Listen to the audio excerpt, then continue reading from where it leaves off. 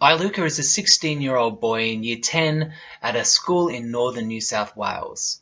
Iluka's teacher, Jackie, has become increasingly frustrated with his lack of engagement at school. He's missed many classes, and when he does show up, he seems distracted and disrupts other students. Jackie has tried detention, exclusion from the classroom, and a letter home to his parents. When contacting his parents after receiving no reply, she found that they had not read the letter and was told not to bother them as they had their own problems looking after their own ailing parents. Iluka cares for his 4 siblings after school, and he thinks that school is a waste of time because he wants to be a guitarist in a rock band and they don't need to know algebra. So how can Jackie engage Iluka in school and inspire him to value the importance of literacy and numeracy for his future? Lamb and colleagues' survey results show that students living in low socioeconomic situations are 10 to 20% less likely than other students to meet educational milestones up to and including finishing Year 12, attending university, and gaining full-time employment. So while low family income plays a role in the level of educational resources available to students, Considine and Zappala argue that it's not the main factor.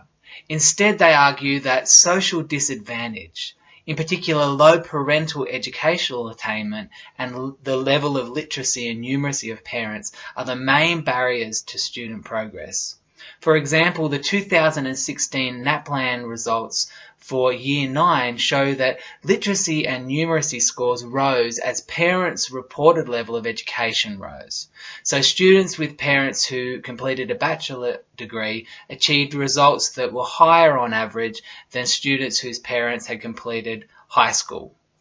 This is thought to be partially due to the psychological support and rich educational experiences available at school not being reinforced into the home environment. So the unfortunate situation is that once students fall behind in an earlier milestone, it's less likely they'll achieve those milestones in the future as well. And of course, other risk factors also compound on top to create challenges for educators. Students who are of Aboriginal and Torres Strait Islander background and male students have been shown to be more likely to struggle with literacy and numeracy in the current educational system. So moving from the social challenges to challenges in the classroom when teaching students from this background, and they can be grouped into 2 broad categories. The Grattan Institute identifies disengagement from study being one of these main challenges. So that includes avoiding work, only working when watched, not contributing to discussion, being late for class, or not turning up, or not completing homeworks or assignments. Also, disruption is a key issue. Disruption of themselves and disruption of other students in the classroom. And this might be through interrupting, rudeness, talking or performing tasks that are off topic, using mobile phones in class, those kinds of behaviours. But of course, disruption and disengagement are just the surface result of underlying factors. And some of these other factors may include problems and pressures at home. Like in Iluka's case, having to work or being a carer, for example. A lack of educational support and resources at home. The subject matter may be too hard because they're falling behind in those literacy and numeracy milestones. Or it actually could be too easy. Students may not see the relevance of what they're learning, and it also may be poor quality teaching or classroom management strategies. So how do teachers encourage engagement in literacy and numeracy education? How can the educational system support teachers in this? And how can we extend these strategies into the wider community? So the classroom level. Firstly, engaging students in active real-world activities on topics that are relevant to their interests. The Grattan Institute suggests that without opportunities to communicate, problem solve and work in groups, students may disengage and become restless. Active learning allows teachers to formatively assess students through their level of participation and the quality of that participation. And at the end of this presentation, we're going to look in more detail at how we can engage students through project-based activities. Devlin and colleagues also recommend teachers get to know their students and get to utilize their existing knowledge and life experiences in classroom teaching as much as possible. This promotes empathy and respect between teachers and students. It builds self-efficacy because they're building on existing knowledge they already have, and it also prevents deficit-based thinking about education. So another important strategy is connecting and extending literacy and numeracy to civic and community issues. Research by Khan and colleagues found that people from lower income families are far less likely to engage in civic and community activities such as being actively involved in politics, community work, or sitting on boards. Being literate and communicative in these areas is an important aspect of democracy. Khan and colleagues recommend teachers encourage participation through open discussion of current events, interacting with social role models, engaging in simulations, and addressing real-world community problems. Another aspect that's important to cover is digital literacy.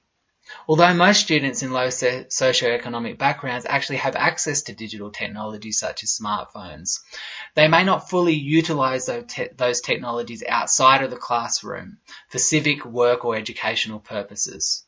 Snyder suggests that being literate and numerate in these areas leads to increased social and cultural capital. In other words, they have more of a voice in society, especially in a society relying on technology. Teachers need good classroom management strategies. Epstein and colleagues in the Grattan Institute report recommend a 4-stage evidence-based strategy for dealing with disruptive behaviours. And this includes knowing what classroom conditions cause or perpetuate the problem behaviours, so knowing the children in the classroom, modifying the classroom in response to this, modelling and reinforcing good behaviour, and collaborating with colleagues and family. This also leads on to teachers being aware of their own attitudes that can develop that affect their ability to stay motivated and engaged themselves. Devlin and colleagues report that effective teachers share the common trait of being reflective practitioners.